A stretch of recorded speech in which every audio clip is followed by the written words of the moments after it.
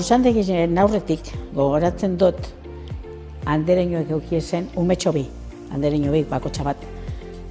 Da baten amama etorten zen egoten, eurekaz gela txikitsu bat, geixotu zen hori amamoi etorten zana. Da haren ardura zerrein umiekaz, eurek bilerrien andereñoek, da zerreinaren arekaz umiokaz, zelan konponduko zien. Eta nik eneban hartzen niretzat zanik hori asuntu hori. Dalako baten etorri zan batan nire lenguzinia. Etorri zan da Marikin bezede baten behozko zue. Zer bat da?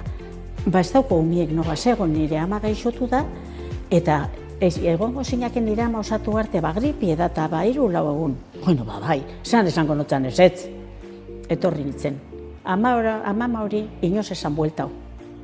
Eta hor gelditu nintzen jubila arte. Beste bat, 5-6 ume. Andereñoenak, handalamar da, hankabiru ez. Bueno, zenien ikastolik Moskun beste gela bat, deprestau bakarrik, baina Moskun.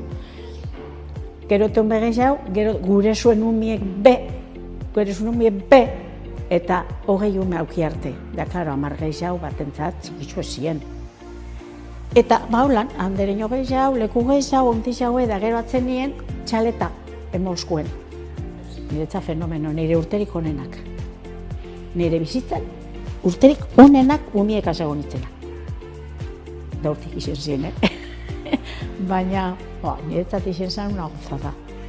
Da ondino bebetxo egin, ikusten da eskalien, da nik ez da esatzen, baina eurek esatzen nabe, denboten da ez da emozio bari, neu behumetute.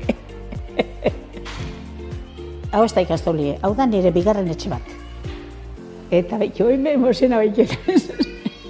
Bai, ikastolie da, ez dakit, ez da, familia pilo bat dauke, da honen etxie, bestien etxie, baina ikastolia burra neurie da. Holan sentiruten dut. Ondino,